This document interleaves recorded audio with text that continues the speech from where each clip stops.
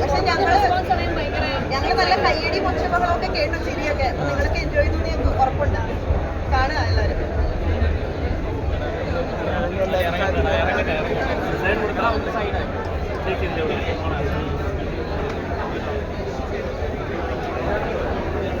Cinema കൈയടിച്ച് തകർത്തത്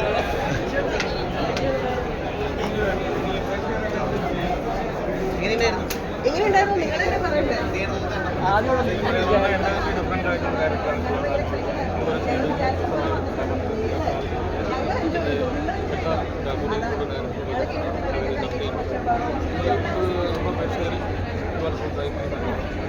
വളരെ ഗംഭീരമാണ്. എല്ലാവരും കാണും. അത് തിയേറ്ററിൽ തന്നെ.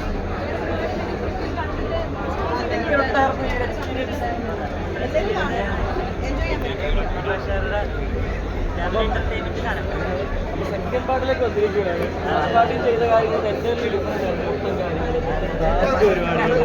അപ്പൊ ഈ ഇങ്ങനൊരു കാര്യം വരുന്നൊക്കെ എക്സ്പെക്ട് ചെയ്തിരുന്നു സെക്കൻഡ് പാർട്ടിനകത്തേക്ക്.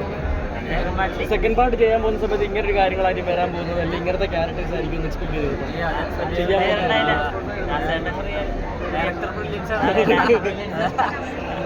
ഇനി കാണാൻ പോകുന്ന പ്രേക്ഷകർ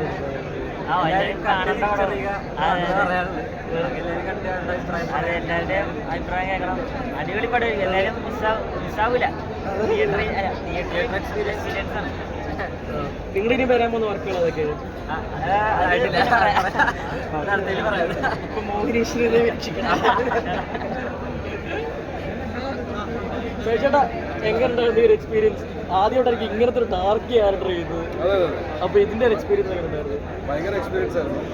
ഞാൻ എക്സൈറ്റ്മെന്റ്, നമ്മുടെ ദിവ്യയുടെ ഡയലോഗ് ഇല്ലേ, അതായത് പൂസല് ഉണ്ട് പക്ഷെ അത് കാണിക്കാത്തതാണ്. അതുപോലെ എക്സൈറ്റ്മെന്റ് ഉള്ളിൽ ഭയങ്കരമായിട്ടുണ്ട്, പക്ഷെ ഞാനത് കാണിക്കാത്തതാണ്. ഞാൻ കുറച്ച് അണ്ടർപ്ലേ ചെയ്യുവാണ്.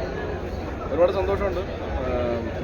ഇനിയിപ്പോൾ ബാക്കിയുള്ള തിയേറ്റേഴ്സിനൊക്കെ റിപ്പോർട്ട് വരട്ടെ, എന്നിട്ട് നമുക്ക് ഒരു ഐഡിയ കിട്ടും. ഇവിടെ ഇപ്പോൾ നല്ല റെസ്പോൺസ് ആയിരുന്നു. ഇല്ലല്ല, അന്നില്ലായിരുന്നു. ഫസ്റ്റ് പാർട്ട് OTT-യിൽ വിജയമായി കഴിഞ്ഞപ്പോഴാണ് സെക്കൻഡ് പാർട്ട് പ്ലാൻ ചെയ്യുന്നത്. ഇപ്പോൾ പലരും പറയുന്നുണ്ട് ഫസ്റ്റ് പാർട്ടിനേക്കാളും എത്രയോ മടങ്ങ് മേളിലാണ് സെക്കൻഡ് പാർട്ടെന്ന്. അത് കേൾക്കുമ്പോൾ സന്തോഷം. അല്ല, അത് ഉറപ്പായിട്ടും അങ്ങനെ സംഭവിക്കേണ്ടതാണ്. ഇവിടുത്തെ ഒരു റെസ്പോൺസിബിലിറ്റി അങ്ങനെയാണ് തോന്നുന്നത്. ചേട്ടാ ടൈറ്റിൽ കാർഡ് ആരുടെ ഐഡിയ ആയിരുന്നു? ആ ടൈറ്റിൽ കാർഡ് ആരുടെ ഐഡിയ ആയിരുന്നു? അല്ല ഇവൻ ഇങ്ങനത്തെ ഒരു പരിപാടി ചെയ്ത് കഴിഞ്ഞിട്ട് എന്നോട് പറഞ്ഞു, ആ ഫോട്ടോ അയച്ചു മറ്റേ സോഷ്യൽ മീഡിയയിലിട്ട്.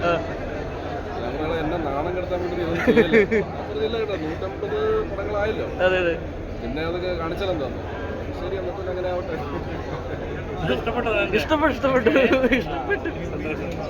ശരി, ബാക്കിയുള്ളതൊക്കെ മോഹിനീശ്വരി രക്ഷിക്കുന്നു.